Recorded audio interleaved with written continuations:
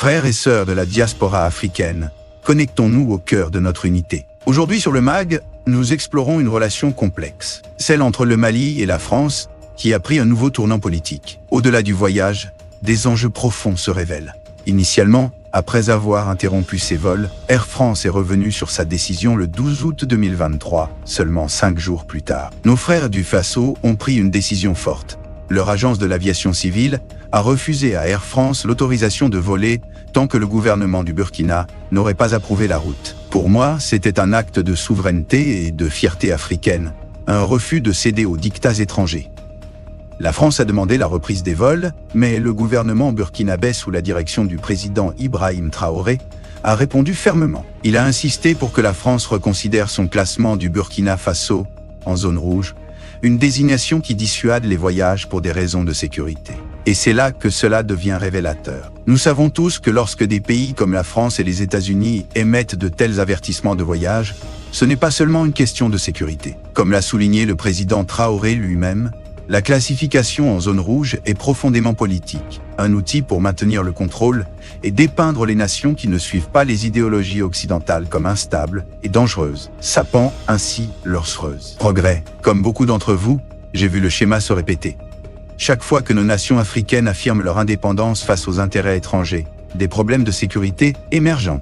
L'analyse du président est claire.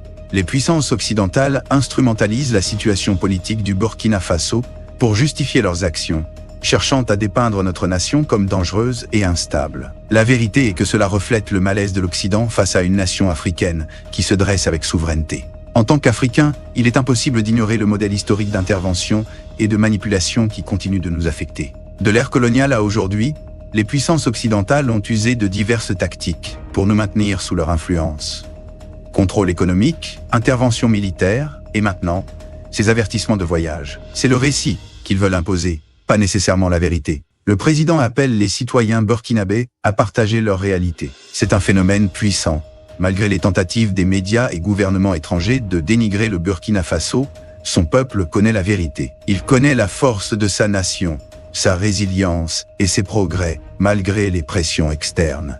Cette situation dépasse la simple question des vols. Il s'agit d'autodétermination d'une nation qui revendique son droit de forger son avenir, sans ingérence. Il est temps pour l'Afrique de raconter sa propre histoire, au lieu de laisser les puissances étrangères dicter la leur. Frères et sœurs africains qui nous regardent, il est crucial que nous nous soutenions mutuellement dans cette quête. Que ce soit le Burkina Faso, le Mali, le Nigeria ou toute autre nation africaine, la lutte pour la souveraineté et l'indépendance politique est notre combat commun. Nous devons rejeter toute tentative de nous qualifier d'instables simplement parce que nous aspirons à maîtriser nos propres destins. En méditant sur ces événements récents, souvenons-nous que cela ne concerne pas seulement le Sahel, mais nous tous. Il s'agit de remettre en question les systèmes qui persistent à nous opprimer et de garantir qu'en tant qu'Africains, nous ayons le pouvoir de façonner notre propre avenir. Qu'en pensez-vous ?